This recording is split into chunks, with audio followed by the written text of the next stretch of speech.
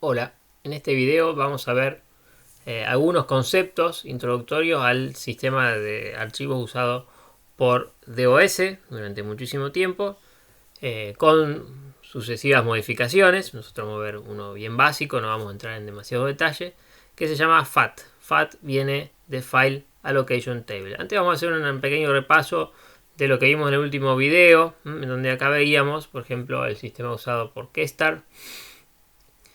Donde acá tenemos ya toda una estructura de un sistema de archivo completo. Por ejemplo, el espacio el espacio usado o saber cuáles son los bloques libres estaban representados a través de este mapa de bits que nos dice con bits en ceros o en 1 indicando, bueno, tal sector está libre o está ocupado. Y luego viene un catálogo o directorio raíz con n entradas directorios, bueno, y este tenía toda la información sobre todos los archivos. Así quedan todos los metadatos al principio del disco relativamente rápidos de acceder y de buscar. Entonces es relativamente fácil buscar cuando un archivo está y bueno, y dónde empieza y todo eso. Y este sistema en particular tenía un soporte de fragmentación en donde había informaciones sobre los fragmentos de ese archivo. El primer sector de un fragmento y cuántos sectores. El segundo sector de un fragmento y cuántos sectores había en ese fragmento. Recuerden que esto estaba mal. El tercer fragmento comienza en determinado sector y tiene tantos sectores también. Así tenemos, bueno, un tema que es la gestión del espacio libre, que se hace en este caso a través del mapa de bits. Y luego la información con respecto al espacio usado propiamente, que la tenemos a través de este catálogo que nos dice principalmente el nombre del archivo, el largo y luego dónde están todos los bloques a través de esta lista de fragmentos. Así que de esta manera tenemos una forma de representar archivos guardándolos en fragmentos. Bueno, DOS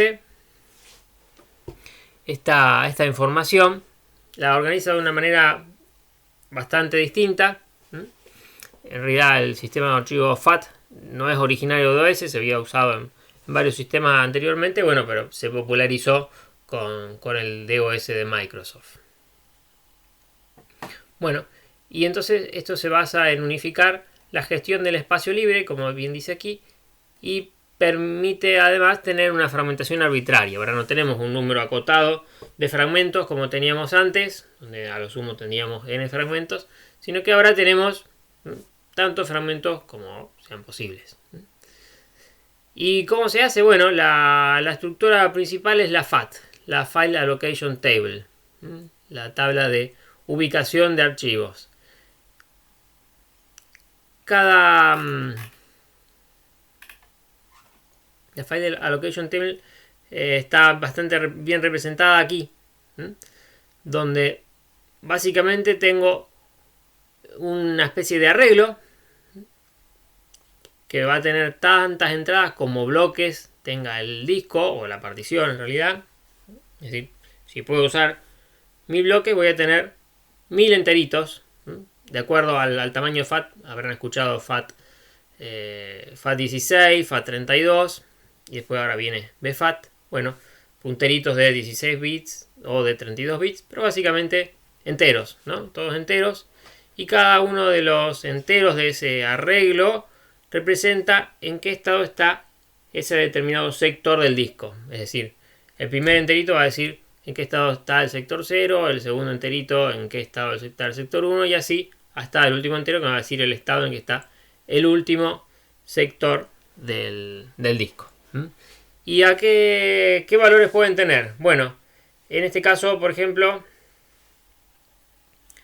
hay el más sencillo es el 0, que indica que el clúster... bueno, aquí hay otro concepto importante que estaba omitiendo. Los datos de esta FAT no se organizan en sectores, sino en clúster, en grupos de sectores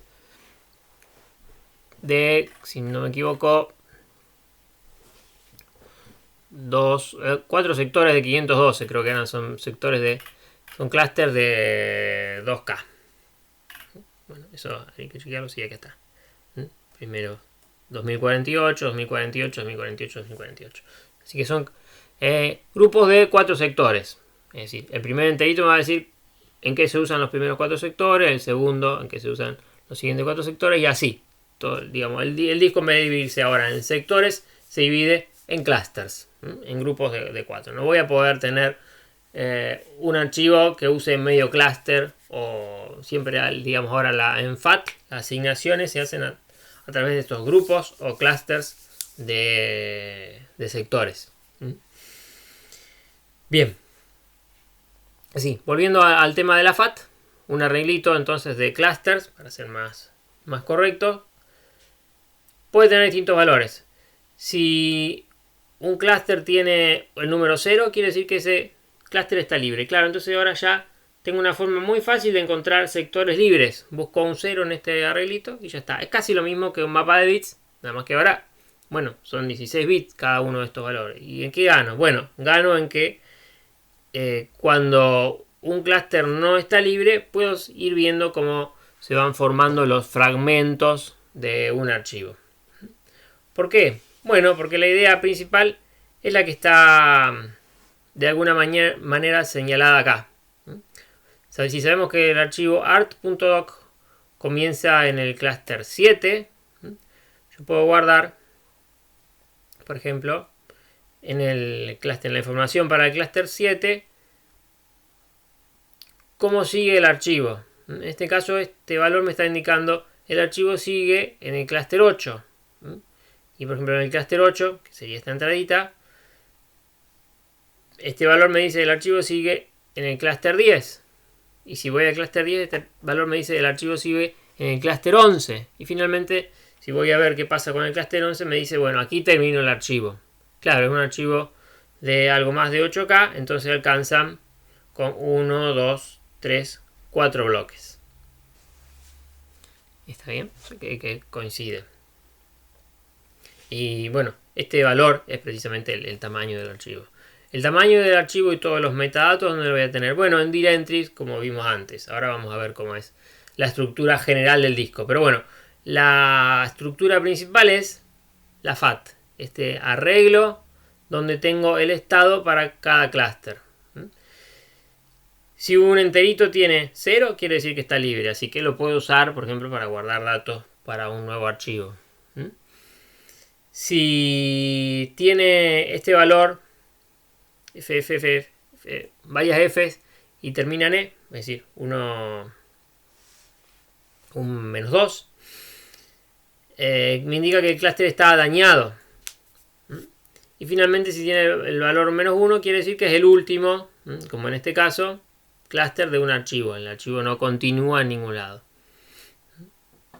Y si tiene otro valor, bueno, sencillamente me indica dónde continúa el archivo. Así, digamos, si este archivo art.doc comienza en el clúster 7, bueno, de acá voy siguiendo 7, 8. En el clúster 8 me dice que sigue en la 10. En la info para el clúster 10 me dice que el archivo sigue en el clúster 11. Y así, finalmente cuando voy a buscar en qué estado está el clúster 11, me dice aquí termina el archivo del que estábamos hablando. Así que se forma una especie de lista enlazada donde cada uno de estos enteritos es un puntero al siguiente lugar en donde sigue el archivo, hasta llegar al menos 1 que me indica, bueno, aquí no hay más información. ¿Está bien? Bien.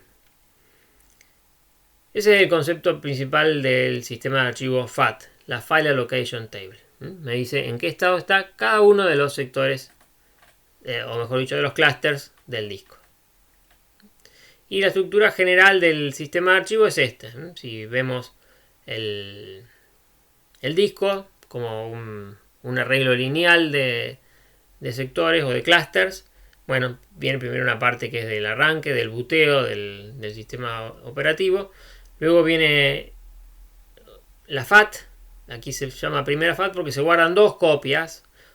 ¿Por qué se guardan 2 copias? Bueno, porque si se llega a cortar la luz o se llega a romper uno de estos bloques en donde está esta primera FAT, perdemos toda la información, o por lo menos la estructura de cómo vienen los archivos. Así que es importante tener por lo menos 2 copias de la FAT, se guardan una atrás de la otra, de forma que si se rompe una de las FAT, sea porque se cortó la luz o porque está justo dañado un clúster de la FAT, bueno, tenemos la otra como para intentar recuperar la información de ahí. Y bueno, y luego queda lo que no hablamos todavía de la parte de los metadatos. Bueno, los metadatos se guardan a través de un directorio raíz, como vimos antes, en donde ahora, bueno, cada directory va a ser muy parecida a la que vimos antes, nada más que ahora no tenemos los fragmentos. Lo único que necesitamos guardar es el número de clúster en donde comienza el archivo, porque después, cómo sigue el archivo, lo vamos a ir obteniendo de la FAT. Así, bueno, para entrar ya en los detalles de la directory, de nuevo tenemos el nombre, 2 bytes, no, esto está mal, son de nuevo 8 bytes, 8 letras, originariamente en el DOS, y 3 para la extensión, el punto no hacía falta guardarlo. Luego varios atributos, oculto, sistema, solo lectura, backup, bueno, banderitas que me permiten indicar determinadas características del archivo, y las fechas de creación y la última fecha de la modificación del archivo. Finalmente, el clúster. Vamos a tener una directory por cada archivo como antes, y tendré n directories en este directorio raíz. DOS ya soportaba subdirectorios, así que recuerden, en realidad un subdirectorio no es más que un nuevo archivo. Tendrá, qué sé yo, si el subdirectorio se llama bin, bueno, tendrá acá como nombre bin, tendrá un número de clúster y los datos de ese archivo guardado por aquí en el resto del disco van a ser ¿qué? Directories, entradas de directorio que me van a decir cómo está conformado este directorio bin.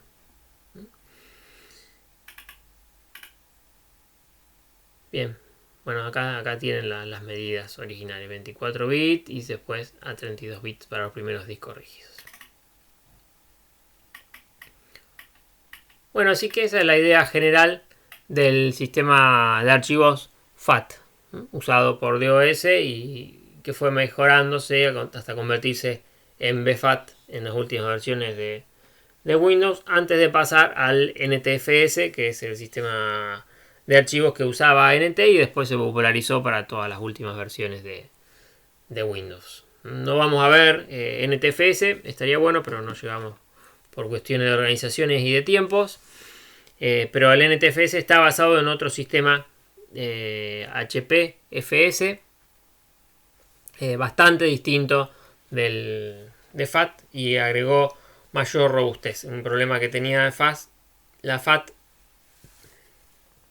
era que si se cortaba la luz o había algún problema, era muy fácil obtener un sistema de archivos corruptos donde se perdía bastante información, era bastante incómodo y bastante peligroso. Entonces, bueno, una de las cuestiones que fue a resolver en NTFS era el tema de hacer un sistema más estable. Bien, uno de los principales problemas de la FAT es que voy a necesitar una entradita, por lo menos de 24 o 32 bits, por cada bloque del archivo. Así que si imagínense 4 enteros de 1000 enteros de 4 bytes para un disco de 1000 bloques. Entonces, un disco ya de 1 giga con bloques de 2 gigas, por ejemplo, para tener bloques de clúster de 2K. Necesitaría 1000 enteritos de 4 bytes, unos 4K de memoria, nada más que para guardar la FAT. Si hablamos de giga, estamos hablando de 4 megas. Tenemos un disco de 2 gigas, necesitamos una FAT por lo menos de 4 megas para guardar esa información. Generalmente, bueno, era muy caro tener todo eso en memoria, y entonces la FAT se leía de a pedazos, los pedazos que hacían falta, y bueno, y eso hace que la cosa sea bastante lenta cuando tenemos un archivo grande. Por otro lado, para evitar estos problemas de consistencia al mínimo posible, algunas actualizaciones tenían que ser síncronas, es decir, no se podía escribir primero un dato. Bueno, vamos a ver después más detalles de esto, pero requería que determinadas operaciones se hagan en cierto orden, y eso involucraba que no se podían guardar en caché varias lecturas o varias escrituras al disco, sino que había que hacerlas en ese momento, y eso hace que la cosa se haga bastante lenta. Bueno, aquí hay un texto en inglés que dice básicamente lo mismo. ¿Cuántas entradas se necesitan, por ejemplo, para un disco de 20 gigas? Y bueno, entonces se necesita básicamente 80 megas, después lo leen bien, pero básicamente la FAT se hace grande. Estamos hablando de hace 30 años, donde hablar de 80 megas de RAM era bastante importante. Así que bien. Otra cosa que dice aquí al final es que se lo puede poner en memoria paginable, es decir, se puede mandar parte de la FAT a un archivo de swap, y bueno, entonces ahí se ocupa menos memoria, pero bueno, igual se generan un montón de escrituras extra al disco. Así que bien, uno de los problemas que tiene principalmente la FAT es que hay que tener cuidado con las caídas, con las corrupciones, y que se hace un archivo bastante grande cuando la FAT en particular se hace no un archivo, porque no termina siendo un archivo, sino que ocupa muchos bytes, ¿no? Varios megas, si estamos hablando de discos de 20 gigas, por ejemplo, y mantener toda esa memoria es costoso. Bien, así que bueno, por ahora cortamos con esto, y en el próximo video vamos a empezar ya con algunos detalles del file system de Unix.